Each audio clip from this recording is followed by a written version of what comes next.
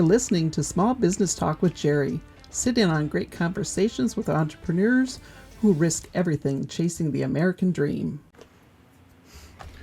Hey everybody, welcome to another edition of Small Business Talk with Jerry. Today we're going to chat about, I'm going to turn on my timer because I'm terrible without a timer. We're going to talk about my latest venture.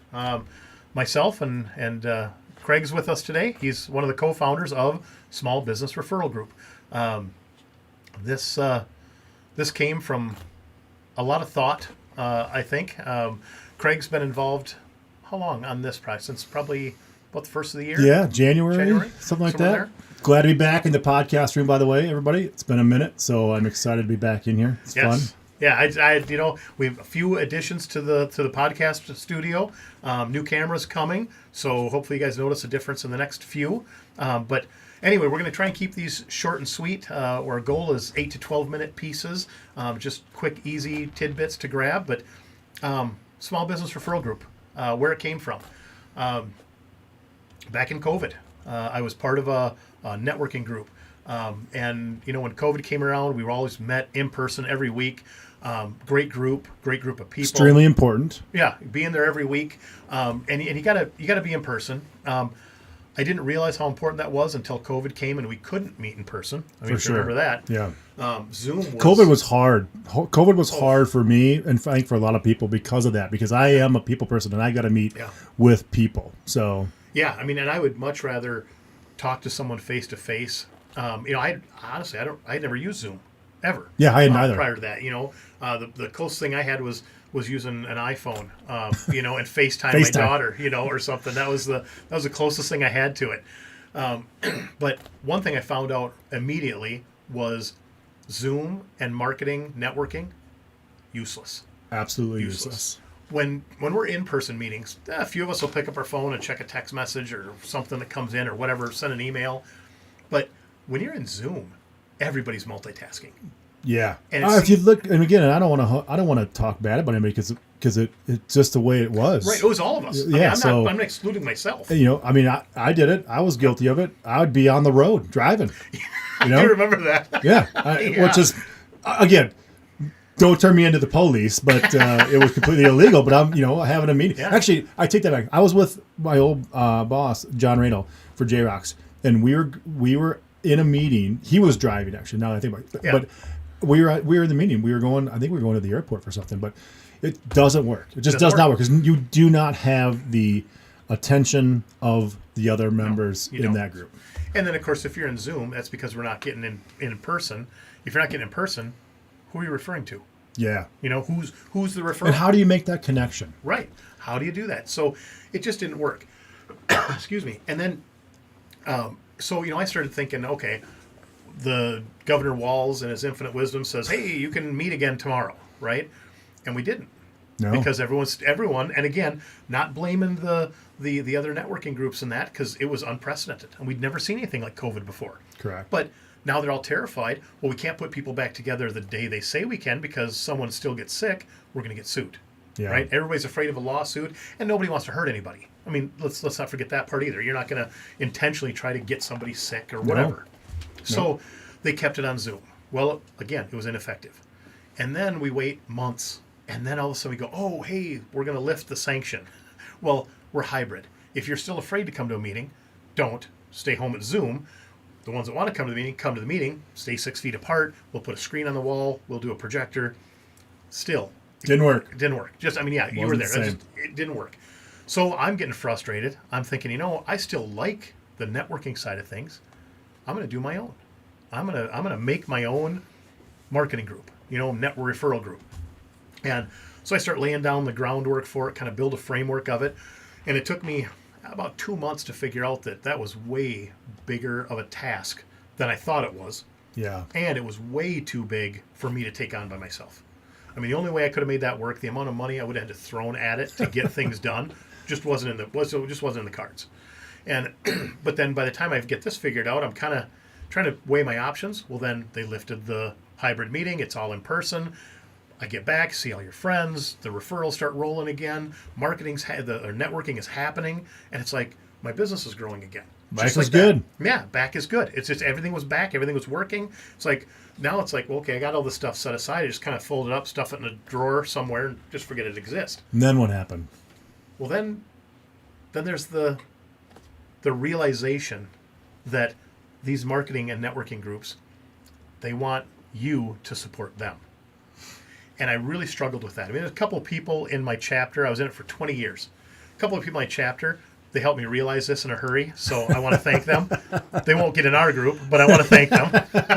I do hold a grudge. Let's just be honest. But point being, they did show me that when they brag about bringing in an outside speaker wasn't really an outside speaker. It wasn't in our group, wasn't from our chapter, but they were still from the main company. And all they would do is browbeat you with how you can be a better member, how you can better support the group, how you can better support the company. So you know what they needed? What did they need? Priority shift. That's funny you say that. One of SBR's biggest accomplishments, and I think that I think is coming from is one night when the six of us were sitting here, and Jeremiah made the comment of priority shift. Yep. That word, that phrase, it's exactly what we needed, because it's what everyone needed. We need to take that focus away from what you can do as a small business owner to feed the company. The company should be supporting you. Correct. We need to shift that priority into the company and taking care of the small business.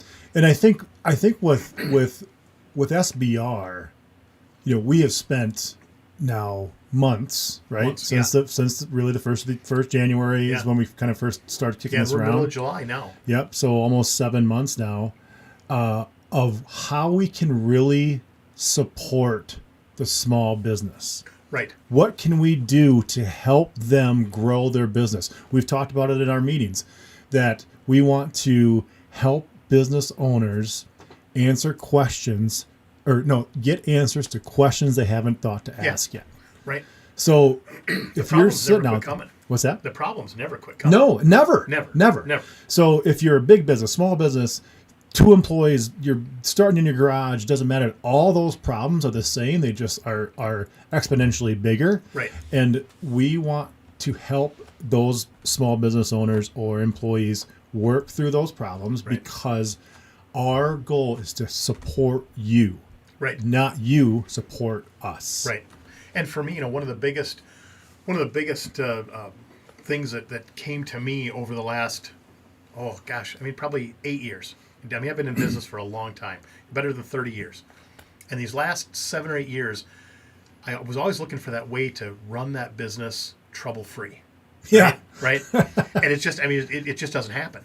So where my realization came was I can't fix these problems before they happen because I don't know what they're going to be. And no matter what problems I've had in the past, what's coming forward, it's new. Right. It's new. And no matter how many ways you fix the ones in the past, you guarantee that doesn't happen again. It doesn't have to happen again. Something new is going to happen. Or a different variation. Something different. Right. Yeah. It's going to change. It's going to evolve. Just like your business, the problems evolve just like your business does, just like you do as a person. And for me, I finally realized the way to get your sleep at night is to just accept that these new problems are coming tomorrow. But for me, where the realization is that now I realize the problem's still coming, but I also realize I'm going to get through it. Yeah. Doesn't matter what it is, and I'm going to get through it. And that's what helps me sleep at night. Yep. And I want to share that with as many small business owners as we can. Because I'll tell you what, anxiety and depression, it's more prevalent now than it's ever been. Absolutely. And as an entrepreneur, if you want anxiety, if you want depression, brother, we got it. Start a business, they say. It'll be fun, they say. Absolutely. And I think, the priority shift really hit close to home with me, as I know it did with you. Yeah. It's time that we support small business. Small business has supported America. Literally built America, not supported it. It's built it and then supported it. And these are people, at least initially in Rochester. These are your friends. These are your people, neighbors that you see. Yeah. And Jerry and I were talking before we come on today. Before this podcast. I mean, we truly want people to be successful. You want them to be, to whatever business venture they may be. It could be a very small, something out of their garage, or it could be something that they want to scale to the next Amazon. Great. Right. But we want you to be successful. I mean, we truly want success for people that we know and people that are part absolutely. of SBR. And that's the priority shift, is we need to help take care of the small businesses. And you know, the other networking groups, they're going to whine and cry, and they're going to say, well, you can't survive without them. You're absolutely right. Our business, the small business referral group, it is dependent on good members, good small business owners, but the priority shift is not in the fact that we don't need them. It's in the fact that we are going to help them, and if we deliver all the things that we think we can, they'll have no reason not to support us. And Correct. That's the difference. Yeah. So we're sitting here at about 10 minutes, folks. I think we're going to wrap this one up. I'm going to leave you with this. Yes. SBR group, Small Business Referral Group, coming soon to a city near you. We're already in 3 chapters in Rochester. 3 chapters in Rochester starting in just a few days. Yep. So it is our business to make your business more business. That's Absolutely. what we want out of this. So come along for the ride.